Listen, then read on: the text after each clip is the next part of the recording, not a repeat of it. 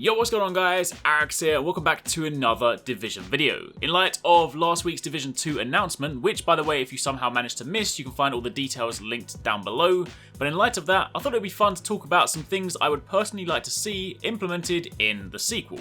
With E3 a little bit under 3 months away, in the grand scheme of things it's not really that long before we get our first glimpse at what the Division 2 has to offer. And when you consider how much Massive has learned over these past 2 years, it's pretty exciting to think about the sorts of things they could do with number 2. So, with that being said, here are 8 things I'd personally like to see in the Division 2. If you guys do enjoy this video, then a like would be super appreciated, and be sure to comment down below and let me know what you guys would like to see yourself in the sequel. Now, kicking things off at number 1, more varied environments. Now, don't get me wrong, the game world in the Division 1 is fantastic. The art team has done a truly incredible job recreating Manhattan, and when some of the weather effects kick in, there really are some truly stunning sights around the city. But I think it's fair to say, when you've spent hundreds if not thousands of hours in a game like this, you start wishing for something outside the city limits. If you cast your mind back to those early Snowdrop Engine videos Massive released, used to demonstrate their technology, those featured lush forests alongside the city streets we'd ultimately end up walking. Having the opportunity to play out some of the key game encounters or battle it out with other players in dense forests or woods, as well as the typical urban environments, would not only make things more interesting, but it'd also offer a drastically different gameplay experience. Fighting in parking lots, down dark alleys, in subways and on rooftops is one thing, but fighting in wooded areas where trees and foliage obscure multiple angles would definitely offer a stark contrast to your typical Division gameplay experience.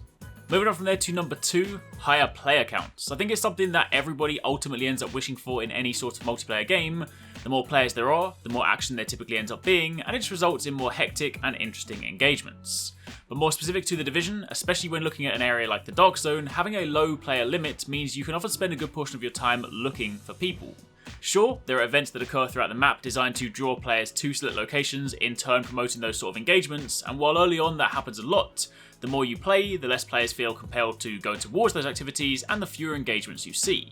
When you think about Battle Royale games that typically drop 100 players in the map, sure that's not necessarily a fair comparison given that those maps aren't anywhere near as detailed as the Divisions, and engagements are often over in a matter of seconds, it would still be nice to see a much higher population so that those engagements occur much more frequently.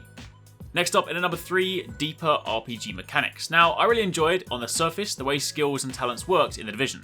It offered a degree of customization on your abilities, and the additional talents allowed you to spec a little bit more towards your preferred playstyle.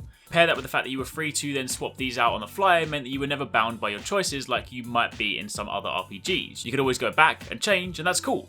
But I would personally love to see a bit more depth in the Division 2. Think skill specializations and mastery. Instead of just selecting 1 or 2 abilities in the medical, tech or support trees, why not allow players to actually specialize in said tree? If any of you guys have ever played World of Warcraft or any other MMO that offers skill depth, you pick a tree and as you level up you spec deeper and deeper into that tree. You can then spec into additional trees in parallel, but ultimately the further down the tree you go, the more abilities you unlock. This then allows you to really specialise and spec towards your preferred playstyle, and also results in much more variety across the board when looking at the wider player base. Imagine if there was more than just selecting your skill and your chosen modification with the additional master perk at the end. Imagine if instead, being maxed out in the tech tree resulted in a more powerful ult, and various supporting abilities to further enhance that playstyle.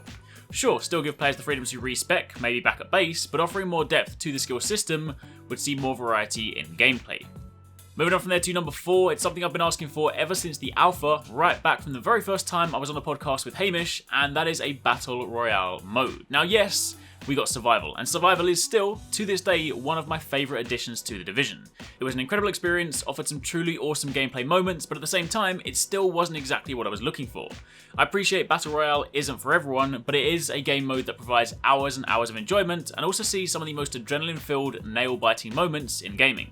And following the sweeping success of games like PUBG and Fortnite Battle Royale, the game mode has gone from being a niche mod among small communities to something in the eyes of the mainstream audience. It's fair to say that Massive and Ubisoft alike will no doubt have seen this, and given that Survival already has the makings of a BR game mode, it wouldn't be too far-fetched to hope for something a little bit more in that direction, preferably with no NPC enemies.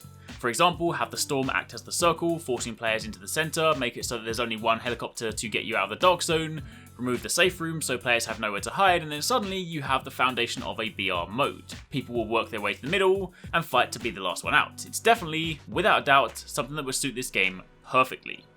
Next up, in at number 5, another thing I've been asking for a very long time, and that is raids. Large-scale PvE content for groups of, say, 8 or more players.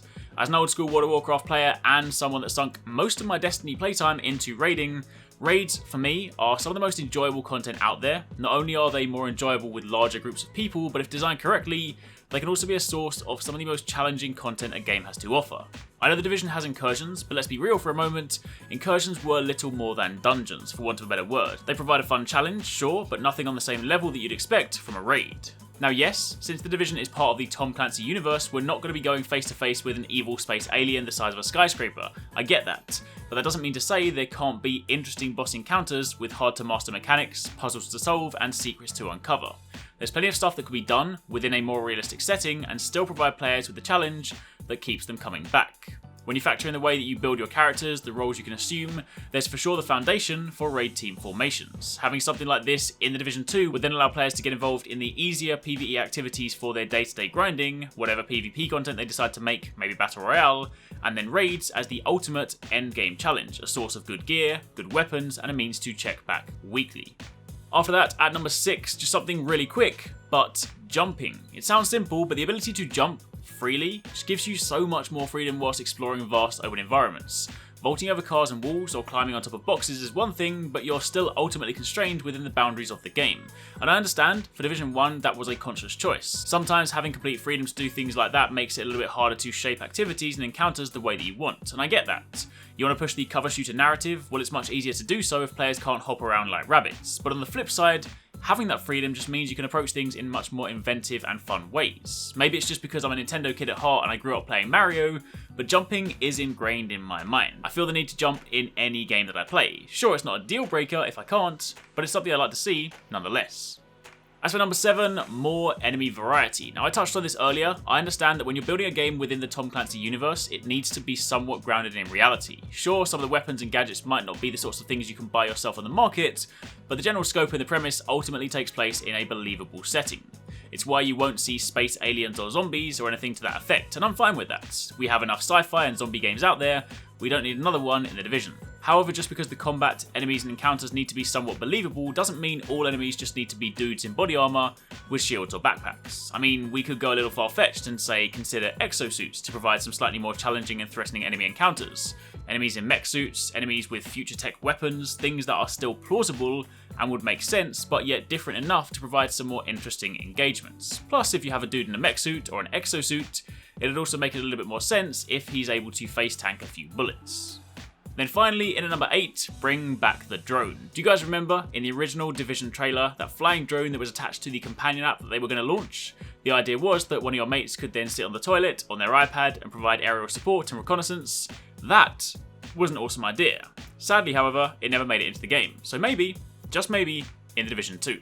That would be pretty cool. But either way, that's pretty much it for the time being. Just a few things I would personally like to see added in the Division 2, but that is just me. What do you guys think? Do you agree or disagree with any of my ideas? Do you have any ideas of your own that I didn't mention? Drop them all down below, and then once we find out more at E3, perhaps we can revisit this and see if any of it is plausible. But until then, thank you very much for watching, take it easy, catch you next time, peace out.